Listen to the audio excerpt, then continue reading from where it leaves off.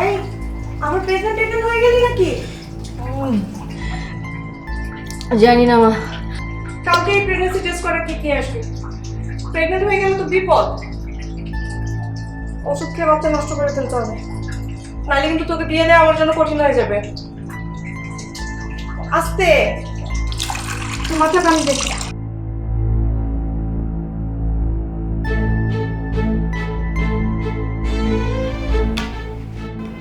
যা ভেবেছিলাম তাই করেছিস। আমি গতকালকে ডাক্তারের সাথে কথা বলেছিলাম, ডাক্তার বলেছে ভালো ওষুধ খেলে বাচ্চা নষ্ট হয়ে যাবে। ছি মা, তুমি আমাকে বাচ্চা নষ্ট করার কথা বলছো? একটা মা হয়ে কিভাবে এই কথা বলতে পারো তুমি? আমি কেন আমার বাচ্চা নষ্ট করব? কখনো না।